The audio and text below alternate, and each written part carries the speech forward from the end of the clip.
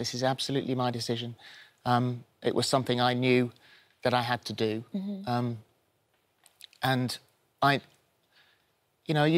don't know what the world will be like now. I don't know how this will be taken or what people will think. But what I would say is that, yes, I am very, very conscious of the hurt. Yeah. And so my overriding emotion with my family is obviously going to be guilt, because I do feel guilty that, this can't be anything other than a painful process for them. You can't change who you are. No.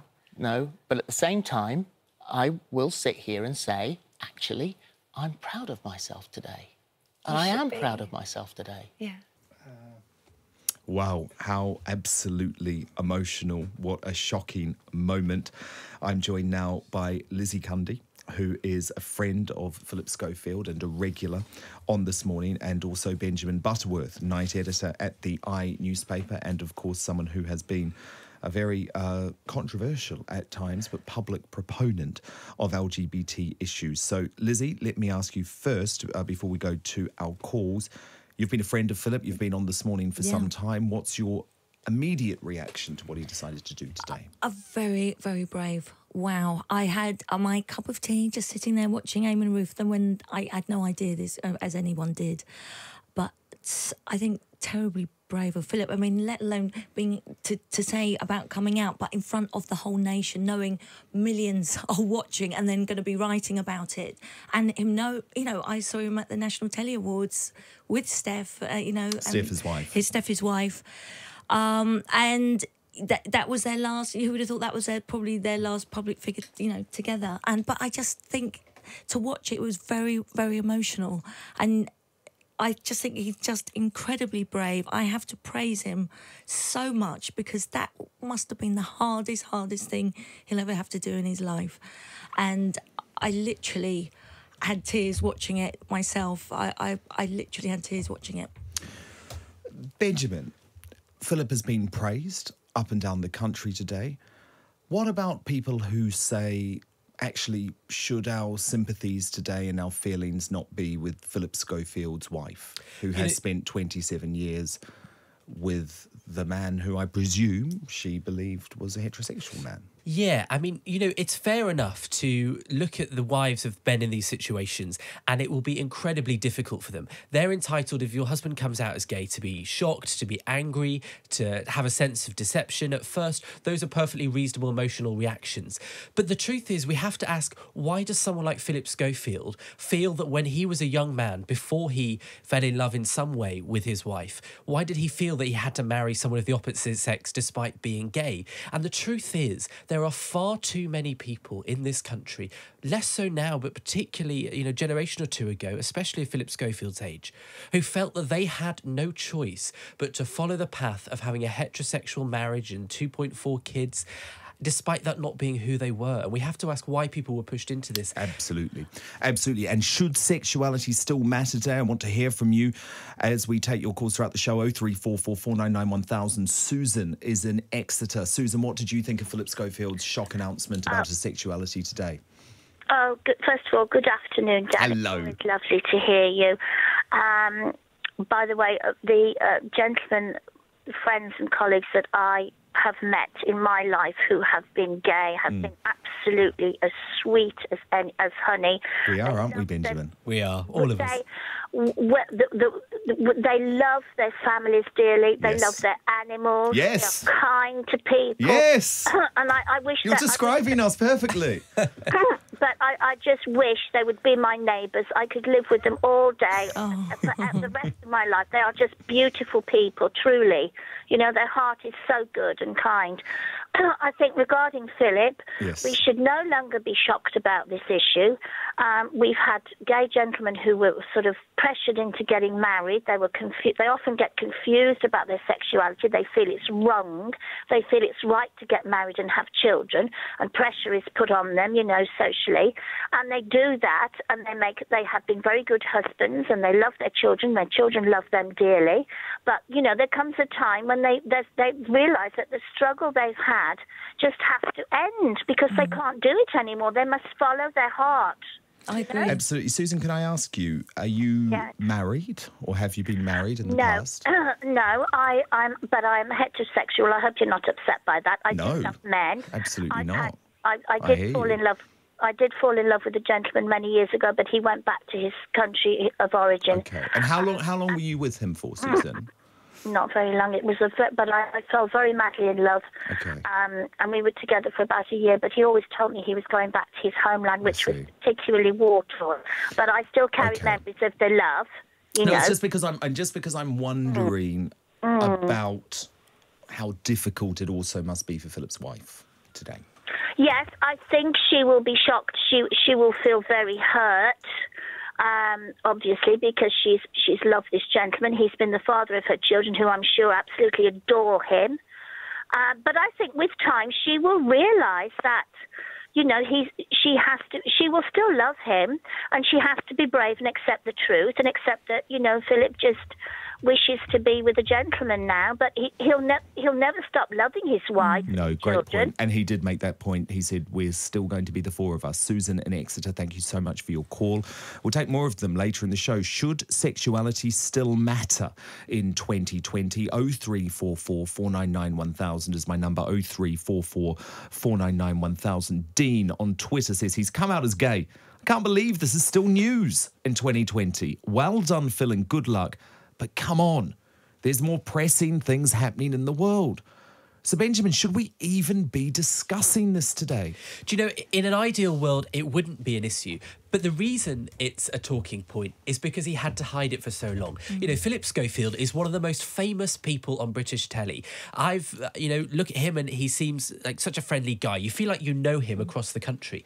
And so that's why it strikes a chord, because it's someone that we thought we knew so well, and yet we didn't know this. And actually, what that tells us is that there will be people up and down this country, people's brothers and sisters, dads, kids, uncles, that are hiding this because they feel ashamed, which they shouldn't, about their sexuality.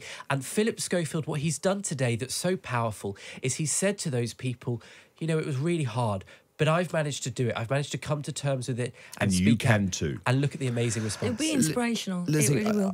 Lizzie, I don't mean to put you on the spot, but Ian has messaged in and he said, I'm gay and I'm happy he has come to this realisation, but the timing of Philip's announcement is a convenient distraction from the fact he's had issues with his particularly female colleagues for years. I know several people in the industry who've said this on numerous occasions. What would be your response? You've worked with Philip?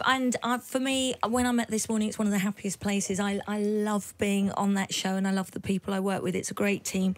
But I think where Philip has been very honest, he said at times I didn't like myself. You know, I at Christmas, I read Andrew Ridley's book about George Michael, and it's about him coming out. He only told Andrew Ridley and Shirley and Kemp, and it was so difficult because George slowly, his moods would change. He couldn't go out where he wanted to go out. It was a struggle. And I think where Philip's been very, very honest here, he said, look, you know, it's been tough. I didn't like myself at times, you know, and he said Steph did know about it. He said there's no secrets. We've never had secrets. And I just think he was so brutally honest. He was so honest. You have to realise if you're struggling with this and it's going to affect every aspect of your life. Benjamin, I read this book over the summer, The Velvet Rage, Overcoming the Pain of Growing Up Gay in a Straight Man's World. Yeah. And it's all about the psychological impact of even spending potentially the first 10 or the first 15 or the first 20 years of your life in the closet. Now, Philip has spent 57 years in the closet. He hinted on this morning today that he is seeking some type of therapy or psychological help. He didn't quite say that in so many words, but he said he is talking to people, and that was the impression or understanding that I took from it. How important is it, if you've come out so late in life, to ensure that you are making sure that you deal with it? Yeah, you know, I have friends who are similar age to Phillip Schofield. Many of them very successful, very wealthy men that have had wives and kids for a long time, and even despite that success and talent, intelligence, found it so hard. And they always say to me that therapy is something they had to do because they've denied such a fundamental part of themselves for so long. And I think it would be who's to blame for that, Benjamin? Who do you blame for it? Society. As a young gay man. But we blame... But who specifically in society? What specifically in society? I spoke to Kelvin Mackenzie, the former Sun editor, this morning, and he said to me, why did he find it so hard? And I said, well, the newspapers in the 80s, when Phillip Schofield was taking off as a career, were hysterically homophobic. And actually, Kelvin Mackenzie agreed with that. But when you look at someone who is 57, like Phillip Schofield, when they were learning who they are and when they were starting their careers, there was no way they could be themselves. No, and I agree, I agree with that. And obviously, newspapers have changed so much. I say that as executive editor of The Sun, and they have changed significantly. But I would also say, though, Benjamin, I know a lot of people, even today, who are in their 20s or in their 30s, and they work in very accepting industries like television or fashion or journalism or the media, and they remain in the closet. So it's not simply the media and the past. Is it why do people today still stay in the closet? I think you're individual. It's when you're ready to celebrate it and be proud about by the way, I get that. I'm not saying people should be forced to come out, because I know how difficult it is having gone through it. But I'm just wondering, Benjamin, why? Why today? Why in liberal industries? Why in a more liberal world do people still stay in the closet? Because everyone is raised assuming they are heterosexual. Even parents that are perfectly accepting otherwise, they assume that. They don't make comments that infer that you could be gay, which would help kids massively. And even if you come in a home like that, it is such a big thing to feel that you have hidden for so long that you get to a point where it's easier to keep hiding it. You know, when I grew up, I was much camper than I am now, actually, as a kid. And I would impossible. Yes, no, really, that camp. I'm joking. They would make I comments. was too, by the way. It's interesting how I got less camp when I came out, maybe because more comfortable. I know, it's fascinating, isn't it? But exactly the same my dad and my relatives, my grandparents, friends at school, teachers even, would make homophobic comments. Now, I am 27, so my secondary education wasn't long ago. And those comments, when you are so afraid of being yourself, when you're so young and vulnerable as a teenager, they really stick in your head. Now, when I came out as gay at 17 to my dad, he's not said a single word like that since, and he would hate the idea. If someone else said that to me, you know, he'd get very protective of it. But it wasn't until he realised that his son is gay that the penny really dropped.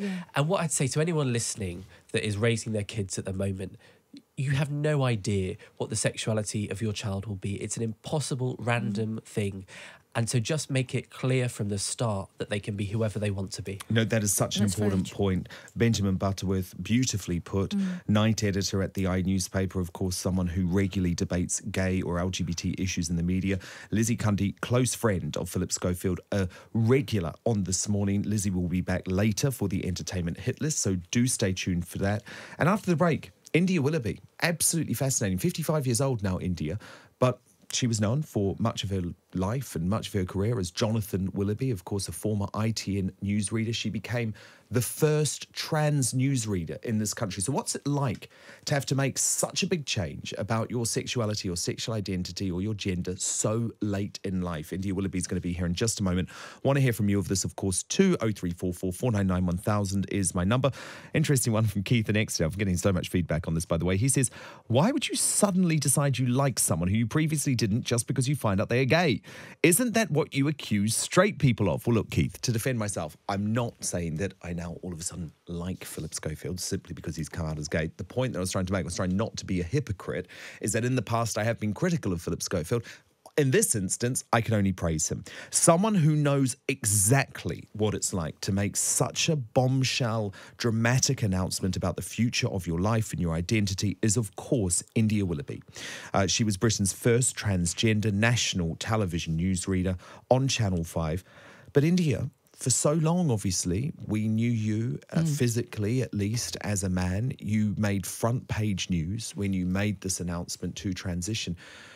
It must feel today hauntingly or emotionally, I guess, similar to the announcement that Phillip's made. Absolutely. There were many things in Phillip's interview today that chimed with me, particularly when he mentioned guilt. Yes. The feeling of guilt that obviously he has a family, he has a wife, children. friends who knew Phillip Schofield as a straight man, when clearly after today that hasn't been who he was. And I understand where Phil is coming from. I've read a lot of criticism on Twitter today from the other side of the argument, saying that Phillip is a terrible person because he married a woman, he had children, he's basically lied to the world. But honestly, life is really complicated, and sometimes it's not as easy as that. I can only speak from my experience. I always knew that I was a girl, which it sounds ludicrous to people on the outside who aren't in that situation. But I can remember getting to a stage when I was like 12 or 13 thinking, this is never going to happen because it's such an impossible situation that I'm in. Physically, I'm never going to become a girl or a woman. So you sort of buckle down and you try to be what the world expects. Now, obviously, the trans and the gay thing is slightly different, but I should imagine that it's a similar story with Phillip. Well, I think those feelings of betrayal and fear that you've let people down must be very, very similar. And I guess the fact is as well, Indy, you had to do it in front of the country. Phillip's having to do it in front of the whole country. That must make it much more difficult. So what is your advice in terms of how he copes? Going forward, I should imagine if it's anything like that, what I experienced, initially he will have a year or so of euphoria, really. It's freedom. You're finally able to be yourself, express yourself, and do all the things that you ever wanted to do. But I do think it's slightly naive. It's great at this stage, and I really hope it's the case. You know, everyone's saying the family's sticking by him and everything's going to work out great. But that doesn't always happen, because Phil is going to be in a situation where he's probably going to find himself in a relationship. There are going to be other people entering the family dynamic, and things do change. I know from my situation, initially when I came out, everybody was on my side, but friends soon dissipated. I think I was left with 2 friends. Really? So but that was actually a really good thing, Dan. Because you found out the people who really loved you? You only want real friends. And I would rather have 2, as it turned out, 2 genuine friends than 50 people who call them friends. But what's interesting, though, is that you say they were there for you for the announcement. Yeah. And then they fade away. This is really, yeah. And this, I know I see this happening today. Lots of people coming out saying how brave, how great. Let's just see how many of them are feeling that way in a year's time and being so supportive of Phil, because it does change. There's no denying about that. The other thing I want to say as well is, just listening to your previous conversation about Scottish politics, you know, it's very easy these days for celebrities, people in the public eye, and people even not in the public eye, to use labels or minority tags as a defence shield, as protection. And I hope we don't get into a situation where this becomes the norm, where individuals, for whatever reason, are under scrutiny and they, to be blunt about it, adopt a tag or they reveal a tag that they have, not necessarily because they genuinely want to tell the world, but for other reasons, as a form of protection. I'm certainly not saying that's the case with Phillip, but I do think that happens in the celebrity world now. No, absolutely. Absolutely. Now, what about David Williams, who says, actually, yeah, congratulations to Phillip, but why are we even talking about that? And actually, we should be moving towards a world where sexuality doesn't matter. Now, personally, I don't agree with that, but what do you think? Well, sexuality does matter. That's just a fact of life.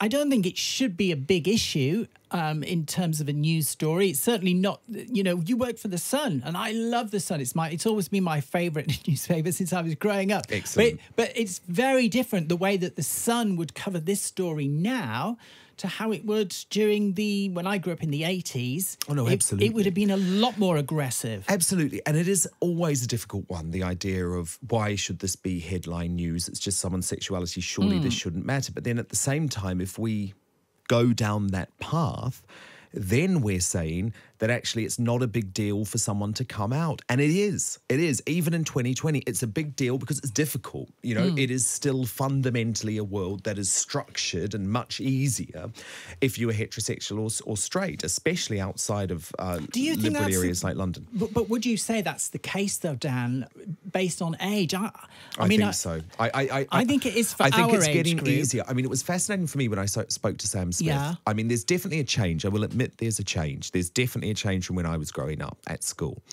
But it's still not easy for a lot of people because I said earlier, India, I know a lot of people in their 20s and their 30s who have liberal families and work in liberal industries who remain in the closet. However, there is the counter-argument. Sam Smith, very, very famous pop star, and he once told me that he came out at 12 years old, and that is great, and then that wasn't such a big issue. So maybe it's getting easier in schools, but the point is it isn't an easy thing for anyone to do. And if we dismiss it, like if we say Phillip Schofield coming out as gay when he has a wife and he's 57 years old is not a big deal, then we're dismissing the process of coming out. The other thing I'd say too, India, we are interested in who people date and who people sleep with. Of course we are. That's just an innate part of being a human being. And we're interested if Phillip Schofield is sleeping with a woman who isn't his wife, and we're also interested if he's sleeping with a man who's not his wife. And I think just to pretend we don't care about who someone is sleeping with and what gender they are is sort of missing the point of human nature too. Or pretending that human nature isn't there. Phillip Schofield is one of the best-known faces on TV, full stop. So whether he's gay, straight or whatever, we are going to be naturally curious about who he is romantically involved with. I think that's a given. If anyone's I think it's absolutely new. We live in a celebrity culture. It absolutely is. I think going forward, the message that I would give to anyone in Phil's situation now, who may be either in a relationship or a marriage, I think ultimately you do have to be yourself, like Phil says, because you will not find that fulfillment. And there is nothing sadder. We only have one life. And I mean, I was in a situation, Phil's in that situation where you reach the halfway point and you become a lot more conscious of how much time you have left on the planet. And you think it's now or never. And I think that's what's happened with Philip. It does impact on the family. I mean, the hardest thing for me was the fact I had a fantastic relationship with my son. I get really upset and I've had to box it off in my head, and I try not to go there too much. And I haven't seen my son in 3 years now. Gosh, that must be so hard. It rips me apart. I know he loves me and I love him. But it's going to take relationship you time. Do you know what, Dan? I don't think this is a terrible thing. I don't think I'm ever going to see my son again, and that destroys me. And you think, India, and I know this is so personal, but you think that is because you transitioned. You can directly connect the two things. Yes, it is. But it's not, I'm definitely not saying he's transphobic. He's a really switched on guy. He's lovely, and I love him a bit, so I know he loves me. But obviously the trans thing, it's a little bit different than gay, because obviously trans, you're effectively becoming a new person. You have a new name, you look different, all that sort of thing. And it's a lot for people to adjust to. So to get back to Phil, in Phil's situation, I'm just saying that everyone's saying... So it will be tough for his daughters. I think it could potentially, I'm not saying that's definitely going to be the case, but all I'm saying is that new people will start to revolve around that family system and becoming involved, and, you know, Phil is going to start doing different things, and you just never know. You know, it's like a slow ripple out.